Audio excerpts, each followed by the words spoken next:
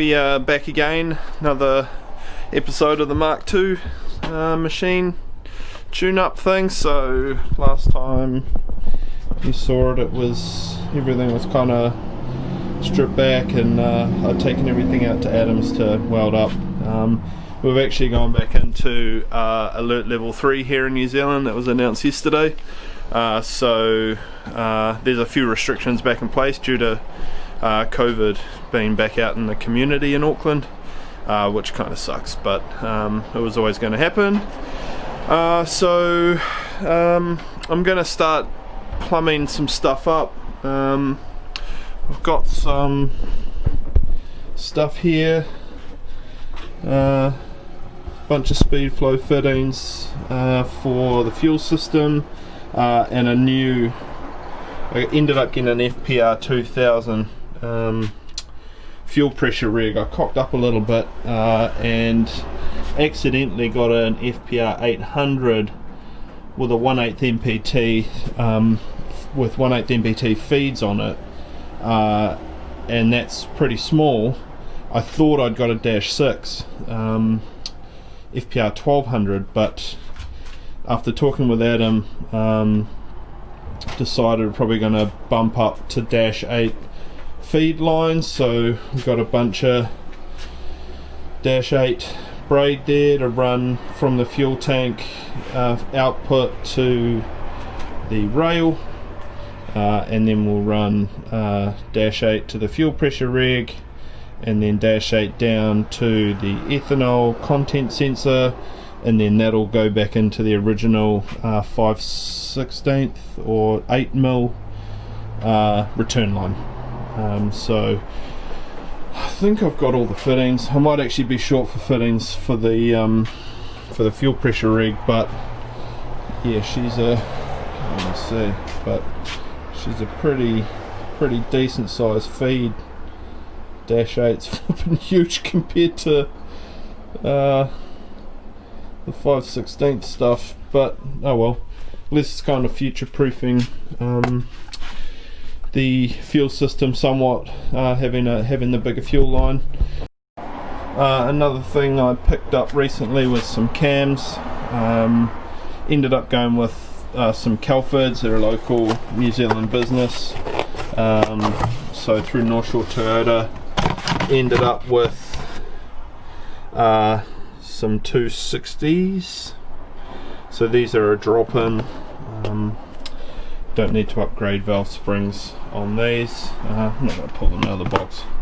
Don't need to upgrade valve springs with these, so that's pretty helpful. I mean, it's probably something that'll need doing in the future, but probably not at this stage. We'll sort of see how things go. I mean, valve springs are a relatively easy thing to put in at another date, along with head studs. So that's something we might look at a little bit later on. So yeah, might start getting into some plumbing stuff.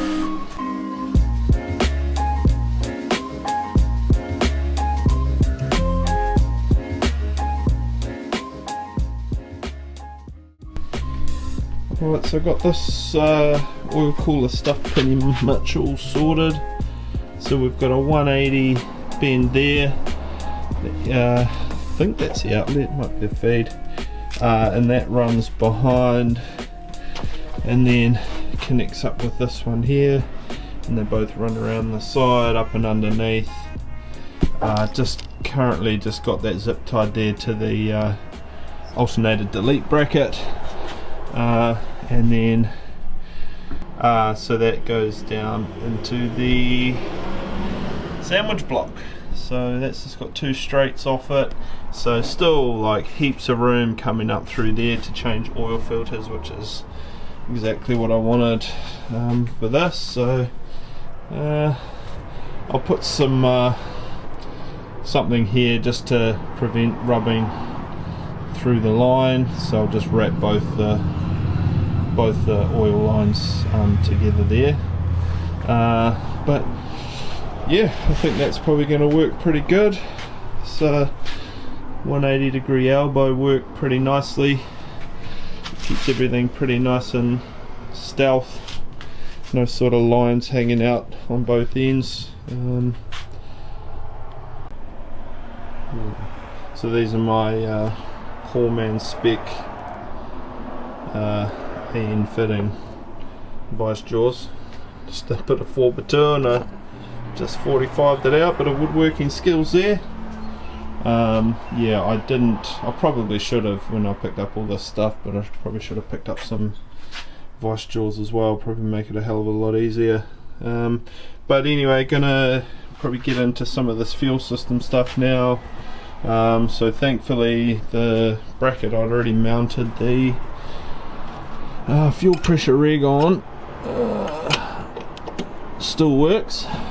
So that's just the bracket that comes with the kit. So the fuel pumps behind here, never actually pulled one of these off before. Oh, it's just sealed on. Aha!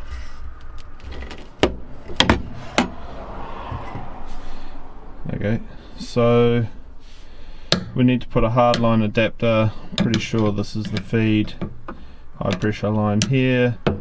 That's the return. So I need to put a tube nut adapter on here. So I'm probably just going to pull this whole thing out and see what sort of fuel pump we're dealing with and all that kind of stuff. One of the old owners, Vincent, told me that it's got an AEM fuel pump in it, but obviously because we're going to E85 or flex fuel, it's got to be compatible. So either way, we've got to swap this rubber return line out for something E85 compatible.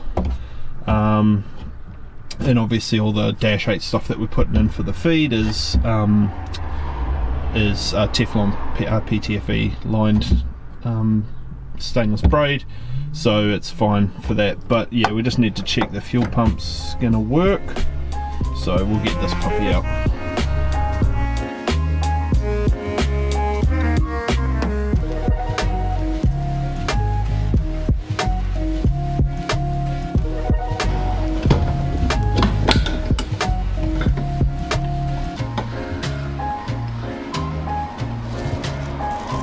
Oh!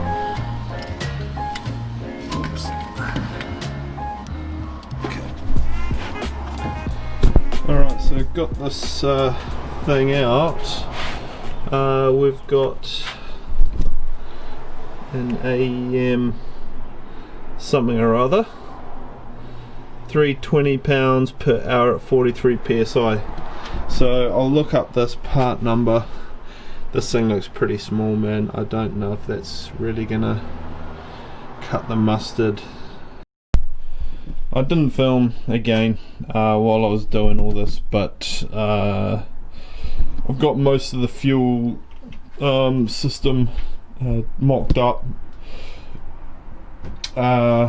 It's all pretty much done. I just need to sort of take it off and clean all the lines out and stuff. But you can see we've got at the back there, that's the feed from the back, so I've run the Dash 8 line all the way from the tank.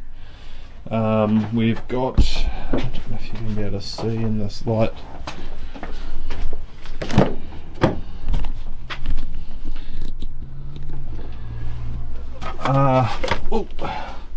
so I've got a hardline adapter there, which goes from 5/16 to Dash 6, and then there's another adapter on there which goes up to Dash 8.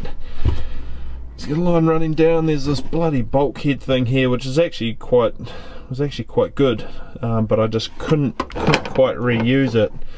So anyway, got a 90° there running down underneath, so around about here underneath the car I'll put the fuel filter, so then that runs all the way along, follows the factory fuel lines up. You can kind of see down there sort of where it comes up into the fuel rail there. So we've got a Dash 890 running into a -8 to M12 by 1.25 threaded thing into the stock rail, through there to another setup there, same as the other end, 90, running down and around to the 90 here, the feed for the thing. I didn't put it on this side because it was all too close to the power steering stuff there, a little tight, so I just sort of put it right underneath. I think it looks a little bit better too because it kind of hides all the lines from the front. So that 90 there, in and then down, and then can't really see. Anyway, it runs right down, and the ethanol content sensor is down in there. So that's going to need a little bit of wiring as well. But pretty stoked with how this has all sort of come up. So the expert injectors are all in there. Obviously got to replug the factory loom, so gone through and marked out everything and that, and this loose wire is where that big sort of factory plastic thing goes, which runs in through here under the manifold. I just don't want to use it, I just want to keep it clean, so I'll probably just reroute all the wiring underneath the manifold and just have some like P-clips fixed underneath. Everything all runs up here. TPS, IAT will be up and underneath here just before the throttle body on the intercooler pipe. A few wires there, and then stuff running around over here. So yeah, fuel system is pretty much done. The only thing I haven't got is the fuel filter. Bit of an expensive item, the fuel filter, but yeah, I mean, it's something we're going to need, and I'll just use a Speedflow one.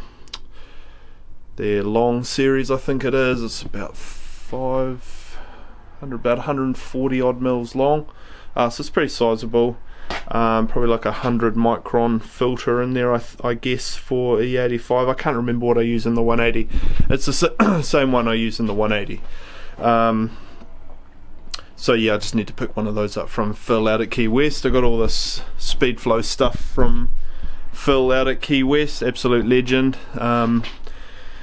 With my bad organisation and note taking, I'd been back there about 4 times to swap out fittings and stuff that I'd got, and stuffed up and got the wrong thing, but he was very accommodating, so thank you, Phil, if you watch this.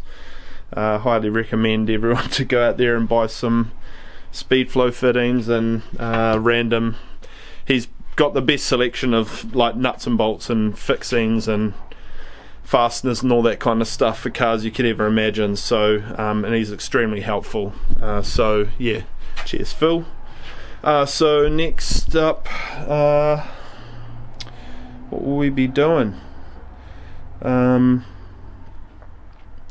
I don't really know. Probably need to get some stuff back from Adam, then we can start sort of fitting everything off, but yeah, anyway, probably end this part of the video here. We'll move on to the next video with the next lot of footage, so yeah, see you in the next one.